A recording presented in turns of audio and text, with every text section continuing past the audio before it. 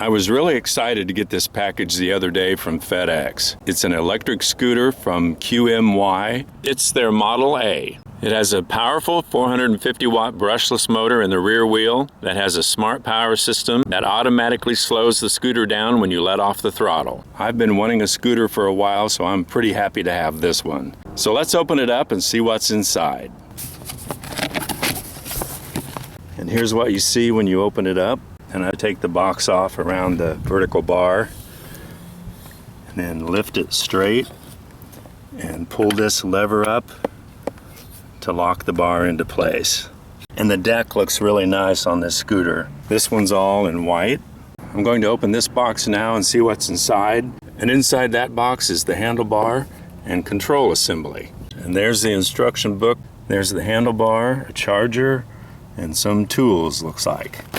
So I'm anxious to get this put together and try it out. And there it is all the way out of the box. It's very solidly built and it looks amazing. I'm going to take the handlebar out, and it has a wired connector that matches up with one at the top of the vertical pole. And you can pull that out a little bit to make it easier to connect the two together. And they only go together one way. There's a little plastic nub sticking out there that matches up with a slot on this connector. And once you get them put together, you screw this tight and then put the handlebar down into the pole. And there are holes in the side of the pole that will line up with holes in the handlebar. So we're going to push that all the way down. Then we're going to need these screws and that tool. And I didn't notice it before, but there's a little white hook here that also attaches to the pole with those screws. And there's two holes on the back side of the pole and two more on the front of the pole. And the hook goes right there. So we take the hook and make sure it's facing up, put the screws through the holes in the hook and into the pole, and then tighten them. Now we're going to do the other one on top. I think that'll do it. Now I'm going to put two in the front. There we go. I think that's tight enough. And that's all the assembly there is to it. That was really simple, really fast. It has a maximum weight load of 220.5 pounds or 100 kilograms. It can go a maximum distance of 29.2 miles. And it has an IP54 rating, which makes it well suited for outdoor use. There's the little kickstand on the bottom. The kickstand's easy to put down and put back up. It has a front light. There's the horn. There's the brake. That's the throttle. This button selects the driving mode. There's the power button. And this is the dashboard display right here, where you see all your digital readouts. It has a front reflector. It has side reflectors.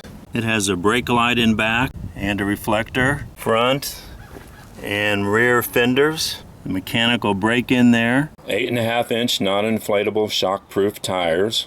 And a silicone pad on the deck. That should make it very comfortable to stand on. The charging port is on the right side of the deck, and you pull back the cover to gain access to the charging port. And this is the charging brick and the cord to charge up your scooter. And this is a lithium-ion battery charger with an output of 54.6 volts at 2 amps. There is a warning sticker by the charging port that lists some precautions to take, such as you are to charge it only when the scooter is powered off and to just use the original charger to do so. It's right out of the box, but I'm going to see if it has any power in it. I'm going to hold down the power button. It does have a charge in it. There's an app that goes with this scooter.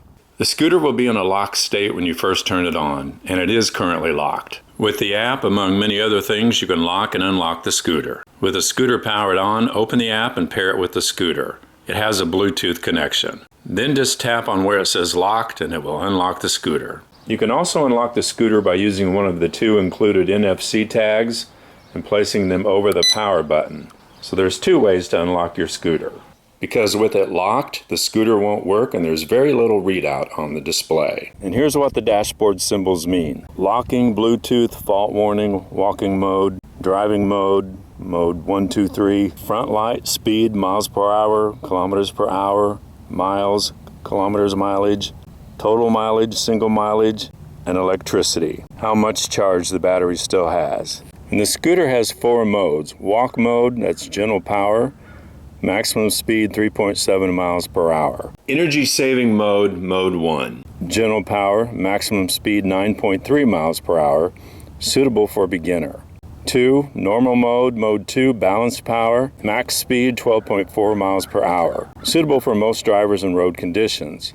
And then there's mode 3, sports mode, strong power, maximum speed 15.5 miles per hour, suitable for skilled drivers. 15.5 miles per hour was the top speed listed in the manual for the scooter, but the app does allow you to make adjustments to that top speed. To do that, you click on the riding mode symbol, select the sport mode, and then move the slider as far to the right as you want to, up to a maximum of 20 miles per hour. Now I'm going to test that out and see what speed I can get up to.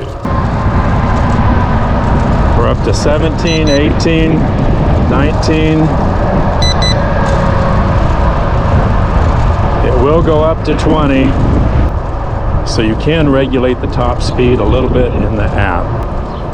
And you just need a real light touch on the accelerator. Back by the rear wheel, it has triple spring suspension, which really helps smooth out the ride. It has electronic braking, where you push the brake lever to stop the scooter. But it also has a mechanical brake over the rear wheel, and you can step on that rear brake with your back foot and stop yourself. It's very easy to fold it up and put it away. It becomes very compact when you fold the handlebar down.